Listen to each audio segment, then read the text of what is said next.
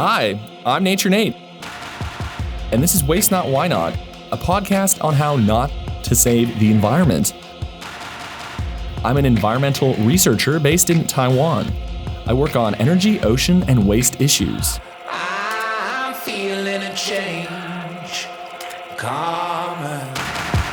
Right here, I'm feeling a change. I'm feeling a change all around me. The Conference of Parties, or COP, has just wrapped up.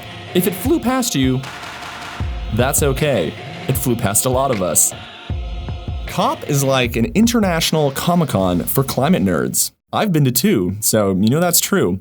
It happens once a year, and it's basically organized by the UN. It is the only time that countries from around the world get together to negotiate on agreements to solve climate change. I have a friend in Taiwan named Liang-Yi who's basically like the Greta of Taiwan. And to this day, people still know him, and he has a Wikipedia page, and if you're in Taiwan doing climate change, then you definitely know who Liang-Yi is. He went to his first COP, COP15, in Copenhagen in 2009. Going to COP15 was what started a 21-year-old Liang-Yi's climate activism. The whole world seems to me like talking about climate change. When I came back to Taiwan, no one at all talked about it. So I started to email every single NGO at the time. Every single people were talking to me like, what? Climate change? Liang-Yi and his friends were fired up, but they couldn't find an existing NGO in Taiwan which focused on climate change. They also didn't want to be just the so-called youth branch of another NGO that's run by boomers. We want our own identity. We want the youth to in charge because this climate change is for future generation. That's how the Taiwan Youth Climate Coalition started. It's still an active organization today. Everyone in it is under 30. This also includes university students.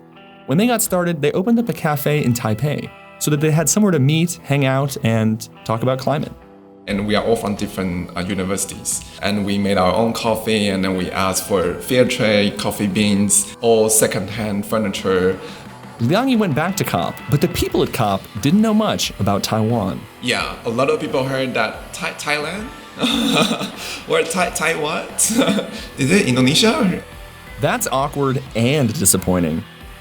Taiwan itself isn't allowed to participate as one of the countries at COP, or at all in the UN. So it's significant that Liang-Yi went to COP as part of the Taiwanese NGO. Liang-Yi was able to go through his Taiwanese NGO and act as an observer, so he could then bring back valuable information about what's happening at COP to his colleagues in Taiwan. He actually went to 4 COPs in total, including COP18, which was in Doha in 2012.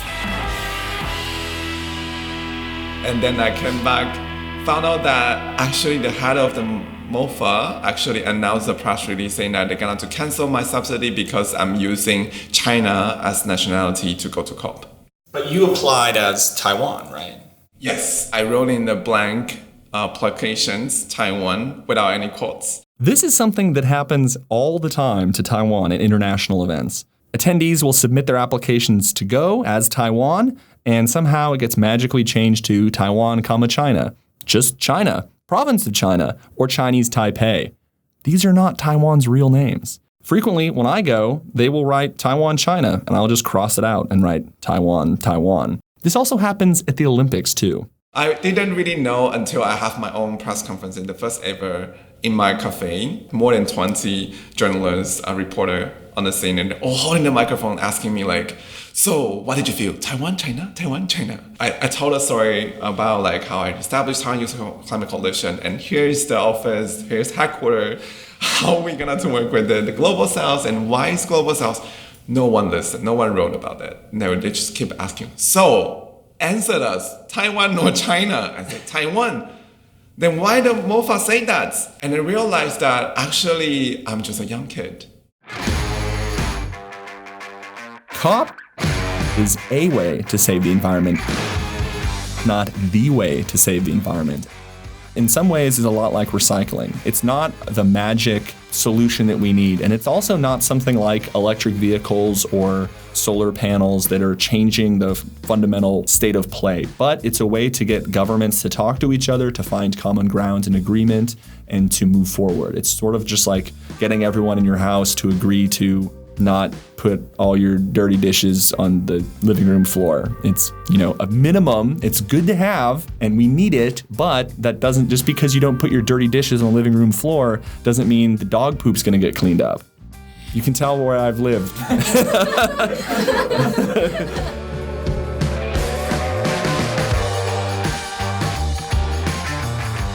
The fact that Liang-Yi couldn't go says a couple different things. One is, what is this process that does not allow a significant contributor to climate change like Taiwan to not participate? By every measurable standard, Taiwan is a sovereign nation, and instead they are not allowed to participate. So you kind of have to go, okay, are they really looking at the science on all these issues if this is like one glaring issue that they're willing to heed to China in this case? We need to have a global consensus on climate change and how to reduce our carbon emissions, because climate change is inherently a global problem. If China emits 1 billion tons of CO2, that's going to affect people living in the Maldives. But there is not a vehicle for the people in the Maldives to leverage their complaints at high carbon emitters. So there needs to be an international framework to do this. So the good things about COP are when you're able to bring together stakeholders from around the world and push forward a new idea. But at the same time, COP is now a circus. Companies pay millions of dollars to go, to have influence and access. Leonardo DiCaprio, Arnold Schwarzenegger, Al Gore, now Greta Thunberg, all go, and it becomes a star-studded celebrity event. And I think that detracts away from what's happening in the negotiations, because in fact, the more pressure we put on our negotiators, the more likely that they're going to come up with a deal that we can agree on.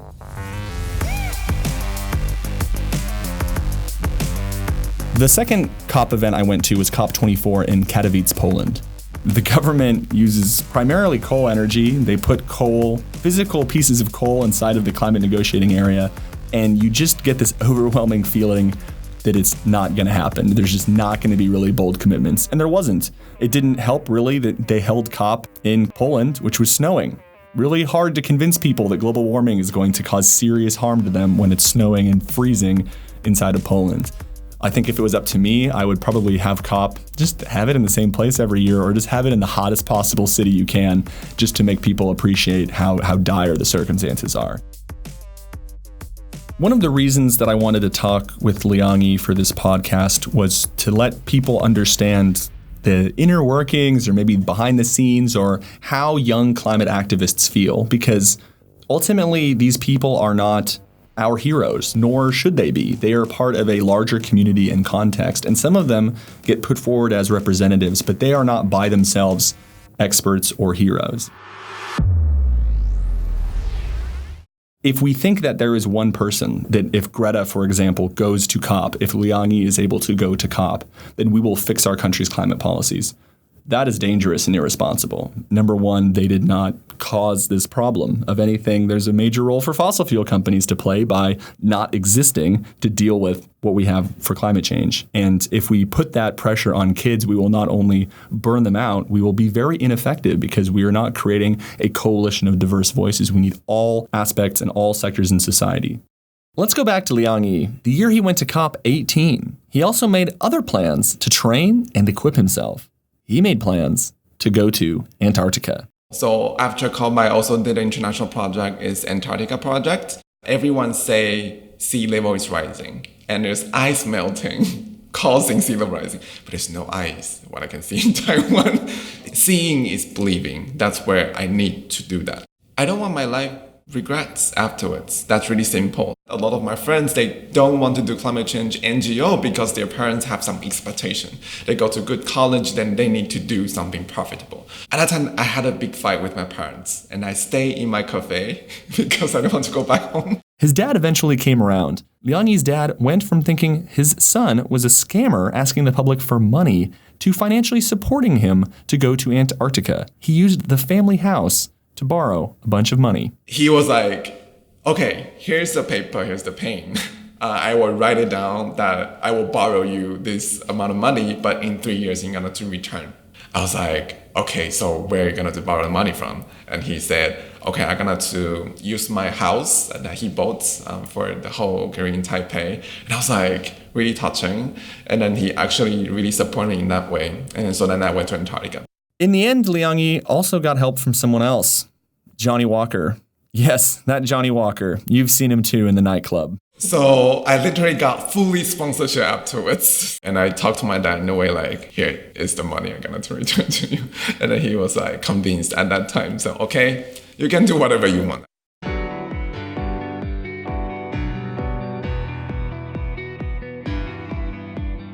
Maybe you can find allies in unlikely places. Liang-Yi certainly did, and today he's channeled his youth climate activism into a career where he works at 350, which is a international climate change advocacy and campaign group. Liang-Yi works with activists across the Asian region, training them to take on campaigns against fossil fuels. He took what was youthful exuberance towards climate action and was able to parlay it into a career around sustainability and around ending fossil fuels for good. We can find allies in unlikely places, but the only way to do that is if we remember to keep walking. If you were from Johnny Walker, please sponsor us.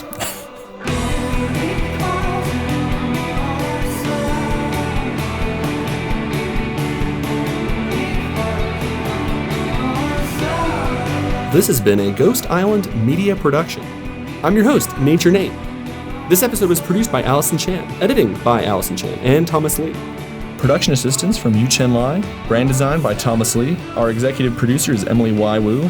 We recorded it at MyCoin, a Bitcoin exchange in Taipei, Taiwan. Thanks for listening. Bye-bye.